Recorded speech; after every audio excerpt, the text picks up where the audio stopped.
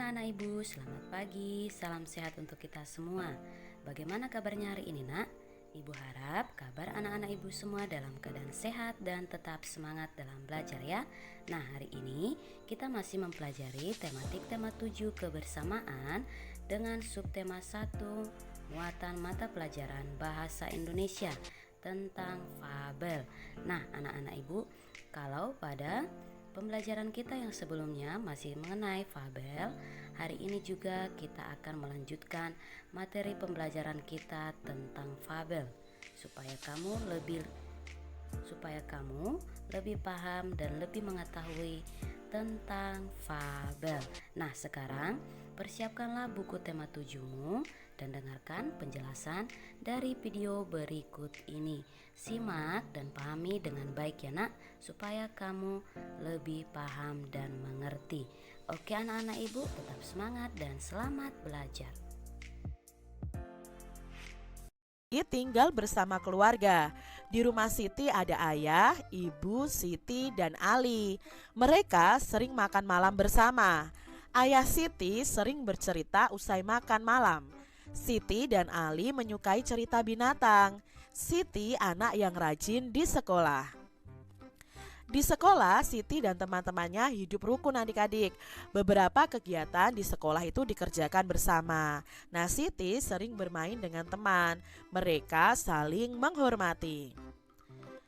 Kebersamaan di rumah. Suasana kebersamaan di rumah Siti pada hari Minggu. Nah, ini adalah suasana kegiatan dari keluarga Siti di hari Minggu adik-adik.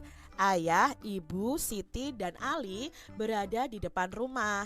Siti dan Ali sedang memberi makan ayam adik-adik. Lalu ayah membersihkan solokan, ibu menyapu halaman belakang rumah. Seusai bekerja mereka makan bersama. Pernahkah adik-adik bekerja bakti dengan keluarga kalian? Nah adik-adik, ini adalah kebersamaan di rumah Siti. Ayah Siti ini pandai mendongeng adik-adik. Siti sangat suka dengan dongeng. Hampir setiap minggu ayah Siti ini mendongeng. Seusai mendongeng, ayah Siti akan menceritakan isi dongengnya. Banyak sekali contoh yang baik dalam dongeng. Di sini adik-adik, mari kalian dengarkan dongeng yang berjudul Kecerdikan Menumbuhkan Kebaikan. Di sebuah gurun pasir, hiduplah ular dan tikus pasir. Sebenarnya sang ular ini sangat ingin memangsa tikus, sedangkan tikus selalu berusaha mencari akal agar ular tidak lagi berniat memangsanya. Saat itu sang ular sangat lapar adik-adik, padahal ia sedang tidak mempunyai sedikit pun makanan. Sedangkan tikus yang berada tidak jauh dari sang ular sedang asyik melahap makanannya. Sang ular merasa tidak senang melihat kelakuan tikus. Lalu si ular berkata, "Dengarkan ucapanku wahai tikus yang angkuh. Aku pasti akan mendapatkan tubuhmu yang mungil dan lezat itu," kata si ular seperti itu adik-adik. Lalu tikus menjawab, "Hei ular, berusaha dan bekerjalah. Jangan hanya berani mengancam. Kalau hanya mengancam, seekor semut pun bisa." Nah itu ya adik-adik ya, jawabnya tikus. Tikus berani menjawab si ular adik-adik. Sang ular sangat marah mendengar ejekan tikus. Ia lalu kembali ke sarangnya dengan perut yang lapar. Sedangkan si tikus masih lahap dengan makanannya. Waktu terus berjalan, tetapi ular tidak juga menemukan makanan. Ia juga enggan untuk keluar dari sarangnya. Sementara itu, tikus sudah lelap dalam sarangnya. Ular yang masih dalam keadaan lapar segera mengendap-endap mendekati sarang tikus, meski ia masih sangat kesal terhadap tikus adik-adik. Dan kini ular telah berada di sisi tikus yang sedang tidur pulas. "Hei tikus, aku sudah berada di sebelahmu dan siap untuk menyantapmu," kata si ular.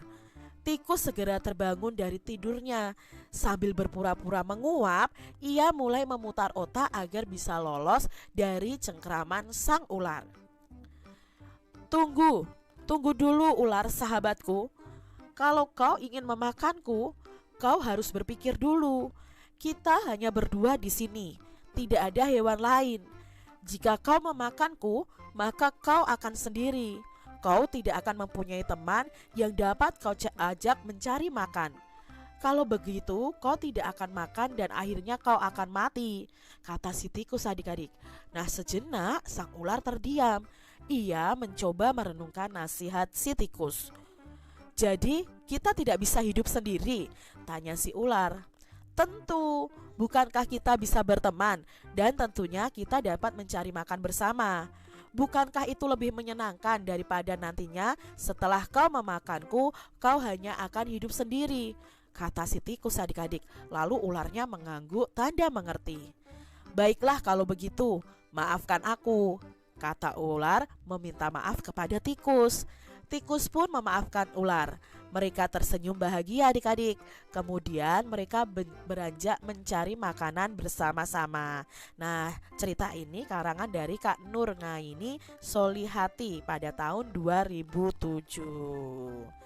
Adik-adik, apa itu dongeng? Nah, dongeng adalah cerita yang belum diketahui kebenarannya. Jadi kebenarannya itu belum diketahui, termasuk dongeng tadi ya, tikus dan ular tadi adik-adik.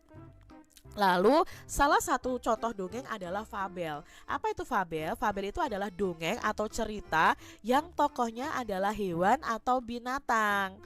Nah, dongeng fabel itu ada ciri-cirinya adik-adik. Simak dulu penjelasan berikut ini. Ciri-ciri fabel atau dongeng yang tokohnya binatang itu pasti yang pertama adalah menggunakan hewan sebagai tokoh ceritanya. Lalu tokoh hewan itu memiliki karakter dan sifat seperti manusia. Ular dan tikus tadi kan bisa berbicara, mempunyai sifat seperti manusia. Padahal kenyataannya kalau di sekitar kita tikus dan ular itu kan tidak bisa bicara adik-adik. Mereka juga tidak bersahabat ya. Mereka saling makan kalau di dalam kenyataannya. Tapi dalam cerita ini tokoh hewan itu memiliki karakter dan sifat seperti manusia. Lalu cerita fabel itu memiliki alur cerita ya. Lalu memiliki pesan-pesan kebaikan di dalam cerita tersebut.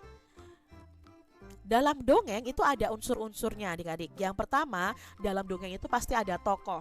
Tokoh itu yang berperan dalam cerita tersebut. Lalu ada latar. Latar itu apa Kak Citra? Latar itu tempat terjadinya dongeng. Nah, dongeng tadi itu terjadinya di mana? Di gurun pasir adik-adik. Yang ketiga itu ada watak atau sifat dari masing-masing tokoh dalam dongeng. Nah, tadi misalnya kalau ular ya, wataknya itu pemalas karena tidak mau mencari makan ya. Lalu dia wataknya juga iri kepada si tikus. Lalu kalau tikus tadi wataknya apa? Oh, dia itu cerdik ya, banyak akalnya, misalnya seperti itu. Yang keempat adalah amanat. Amanat itu adalah pesan dalam sebuah cerita atau dongeng tersebut. Jadi kalau dalam cerita tadi pesannya apa? Ya, kita tidak bisa hidup sendiri, kita harus berteman dengan semua orang, seperti ular dan tikus tadi. Adik-adik, siapakah yang diceritakan dalam dongeng di atas tadi adik-adik? Ya, yang diceritakan adalah tentang tikus dan ular. Lalu bagaimana ya kecerdikan tikus? Nah, kecerdikan tikus tadi, tikus mengatakan kepada ular bahwa jika ular memakannya, maka ular akan hidup sendiri dan tidak ada yang diajak untuk mencari makan. Itu tadi kecerdikan tikus adik-adik. Lalu, mengapa ular dan tikus dapat hidup bersama dalam cerita tadi? Ular dan tikus dapat hidup bersama karena mereka itu saling ya, ini bukan salang ya adik-adik ya, saling meminta maaf dan memaafkan adik-adik dan tidak akan saling memakan. Oke, baiklah anak-anak ibu, cukup sekian pembelajaran kita hari ini. Semoga dari apa yang sudah dijelaskan dari pembelajaran kita hari ini dapat dipahami dan dimengerti. Nah, apabila pada pembelajaran kita hari ini ada yang kurang jelas dan kurang dimengerti, boleh ditanyakan ibu guru secara pribadi lewat WA ya nak. Nah, nanti untuk tugasnya akan ibu berikan di grup kelas kita. Oke, nah sekarang cukup sekian pembelajaran kita hari ini. Tetap semangat belajar di rumah. Jangan lupa tugasnya dikerjakan. Dan ibu guru selalu mengingatkan untuk kamu mengulang-ulang kembali pembelajaran kita supaya kamu tidak lupa ya nak. Oke, tetap semangat dan salam sehat. Sampai jumpa di video pembelajaran kita yang berikutnya. Dadah.